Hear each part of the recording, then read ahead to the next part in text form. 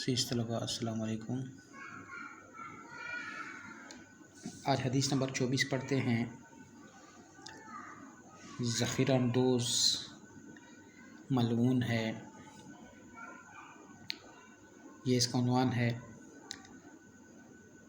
عن عمر عن النبی صلی اللہ علیہ وسلم قال الجالب المرزوق والمحتکر ملعون۔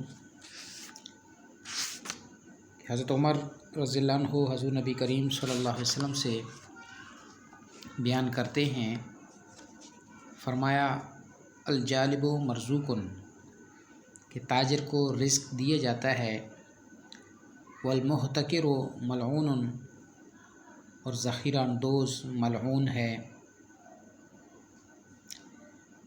تو جالب روزی کمانے والا، یعنی حلال طریقے سے روزی کا طالب، اور محتکر ذخیرہ اندوزی کرنے والا۔ اور ملعون کیا ہوتا ہے کہ اللہ کے فضل اور رحمت سے جو دور ہوتا ہے اس کو ملعون کہتے ہیں۔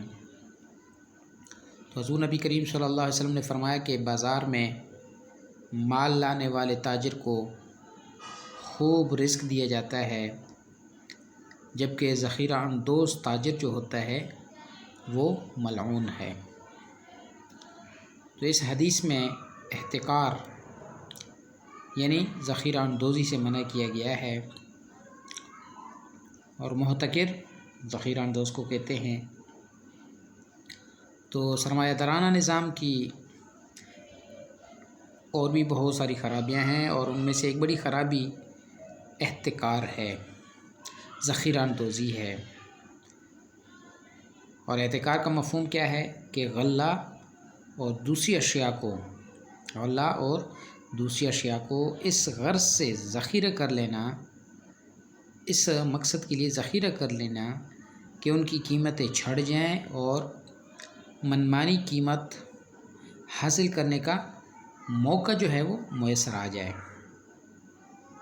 کہ غلہ اور دوسری اشیاء کو اس غرض سے ذخیرہ کر لیا جائے کہ ان کی قیمتیں چھڑ جائیں، ان کی قیمتیں بڑھ جائیں، اور پھر منمانی قیمت حاصل کرنے کا موقع جو ہے وہ ہاتھ آ جائے۔ اور عام طور پر اشیاء کی جو رسد ہوتی ہے اس کو روک کر مصنوعی کمی پیدا کی جاتی ہے، کہ اشیاء کی رسد کو روک کر مصنوعی کمی پیدا کی جاتی ہے، اور جب اس چیز کی طلب بڑھ جاتی ہے تو قیمتیں خود بخود چڑھ جاتی ہیں۔ جب طلب بڑھ جاتی ہے تو قیمتیں خود بخود چڑھ جاتی ہیں۔ تو آہستہ آہستہ مال کو پھر مارکیٹ میں یہ لوگ لاتے ہیں، مارکیٹ میں وہ مال لایا جاتا ہے تاکہ زیادہ منافع کمایا جا سکے، اور اس سارے عمل کا سبب جو ہے وہ حرص ہے، لالچ ہے، ذخیرہ اندوزی کرنے کا اور مصنوعی کمی پیدا کرنے کا۔ اس سب کا جو سبب ہے وہ حرص اور لالچ ہے۔ اسلامی نظام معیشت، اس کی روح جو ہے وہ سرمایہ دارانہ نظام کے بہت خلاف ہے، سخت خلاف ہے۔ اسلامی نظام معیشت کی روح جو ہے وہ سرمایہ دارانہ نظام کے سخت خلاف ہے۔ اسلام افراد کو، لوگوں کو فطری مقابلہ، کیا ہے، نیچرل کمپٹیشن، فطری مقابلے کی آزادی دیتا ہے، لیکن احتکار کی کسی صورت بھی اجازت نہیں دیتا۔ اسلام یہ تعلیم دیتا ہے کہ تاجر جو ہیں اپنا مال مارکیٹ میں لائیں اور جتنا نفع ملتا ہے لے کر فروخت کر دیں، کہ تاجر اپنا مال مارکیٹ میں لائیں اور جتنا نفع ملتا ہے لے کر مال کو فروخت کریں۔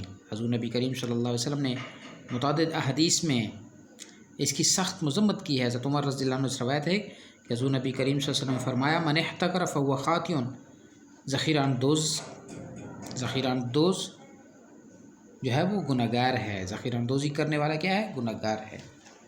حضرت عمر رضی اللہ عنہ سے روایت ہے کہ رسول کریم صلی اللہ علیہ وسلم نے فرمایا بازار میں مال درآمد کرنے والے کو رزق دیا جاتا ہے، بازار میں مال درآمد کرنے والے کو رزق دیا جاتا ہے، اور ذخیرہ کرنے والے پر لعنت بھیجی جاتی ہے، ذخیرہ کرنے والے پر لعنت بھیجی جاتی ہے۔ حضرت عبداللہ بن عمر رضی اللہ عنہ سے روایت ہے کہ حضور نبی کریم صلی اللہ علیہ وسلم نے فرمایا جو شخص 40 دن تک غلہ روک کر رکھتا ہے اور غلے کے مہنگا ہونے کا انتظار کرتا ہے وہ اللہ سے بیزار ہے، کہ جو شخص 40 دن تک غلہ روک کر رکھتا ہے اور غلے کے مہنگا ہونے کا انتظار کرتا ہے وہ اللہ سے بیزار ہے اور اللہ اس سے بیزار ہے۔ حضرت ابو امامہ رضی اللہ عنہ سے روایت ہے کہ رسول کریم صلی اللہ علیہ وسلم نے فرمایا جو شخص 40 دن تک غلہ روک کر رکھے پھر وہ اس کو صدقہ بھی کر دے تو وہ اس کا کفارہ نہیں ہو سکے گا۔ اور ایک حدیث میں آپ صلی اللہ علیہ وسلم نے ذخیرہ کرنے والے شخص کی نفسیات اس طرح بیان کی ہیں کہ احتکار کرنے والا، ذخیرہ اندوزی کرنے والا بندہ بھی برا ہے۔ اگر اللہ تعالیٰ باؤ سستا کر دے غمگین ہو جاتا ہے، اگر مہنگا کر دے تو خوش ہو جاتا ہے۔ اگر اللہ تعالیٰ باؤ سستا کر دے تو غمگین ہو جاتا ہے اور اگر مہنگا کر دے تو خوش ہو جاتا ہے۔ حضرت علی رضی اللہ عنہ فرماتے ہیں جو شخص 40 روز تک غلہ ذخیرہ کیے رہتا ہے اس کا دل سیاہ ہو جاتا ہے۔ ان کے علاوہ بھی بے شمار احادیث ہیں جو احتکار اور چور بازاری کو ایک خطرناک جرم جو ہے قرار دیتی ہیں، جس کے ارتکاب سے آدمی انسانیت کے مرتبے سے نکل کر خدا کے غضب اور اس کی لعنت میں گرفتار ہو جاتا ہے۔ تو یہاں یہ امر بھی واضح رہے کہ احتکار کو روکنے کے لیے اسلام جو ہے وہ صرف اخلاقی دباؤ پر ہی اکتفا نہیں کرتا بلکہ قانون و وسائل بھی استعمال کرتا ہے۔ اسلام نے حکومت کو اختیار دیا ہے کہ وہ ذخیرہ اندوز کو مجبور کرے کہ وہ اپنے تمام ذخیرہ کو نکال کر ان داموں میں فروخت کرے جو حکومت کی رائے میں مالک اور صارفین کے حق میں بہتر ہیں، اور یہ کام ان خصوصی ذمہ داریوں میں سے ایک ہے جو محتسب پہ ڈالی گئی ہیں، یہ جو تمام امور کو شرعی احکام کے مطابق نافذ کرانے پر مقرر ہے۔ اور احتکار، ذخیرہ اندوزی یہ کرنا یہ کیوں کی جاتی ہے کہ احتکار کرنے والا شخص جو ہوتا ہے خود غرض اور بخیل بن جاتا ہے۔ یہ احتکار کے منفی اثرات ہیں، اس سے اس کی بدنیتی بھی ظاہر ہوتی ہے اور ذخیرہ اندوزی کرنے والے کا دل جو ہے انسانی ہمدردی سے خالی ہو جاتا ہے۔ ایسے شخص کے سامنے ضرورت مند لوگ اپنی بنیادی ضروریات کے لیے مارے پھرتے ہیں، لیکن ذخیرہ اندوزی کرنے والا شخص اپنی ذاتی منفعت کی خاطر مال کو روکے رکھتا ہے، اور ذخیرہ اندوزی کرنے والے کے دل میں شقاوت یعنی دل کی سختی کا پہلو بھی پیدا ہو جاتا ہے، لوگوں کی تکلیفیں اس پر اثر انداز نہیں ہوتی۔ حضور صلی اللہ علیہ وسلم نے فرمایا جس شخص کا دل سخت ہو گیا وہ اللہ تعالیٰ سے بہت دور ہو جاتا ہے۔ اور احتکار کے نتیجے میں، ذخیرہ اندوزی کے نتیجے میں اشیاء کی مصنوعی قلت پیدا ہو جاتی ہے، سرمایہ دار مارکیٹ پر اجارہ داری قائم کر کے اشیاء مہنگی کر دیتے ہیں، اللہ کی مخلوق کے لیے مسائل اور مشکلات پیدا ہو جاتی ہیں اور سرمایہ دار ناجائز منافع خوری کرنے لگتے ہیں اور مارکیٹ عدم توازن کا شکار ہو جاتی ہے۔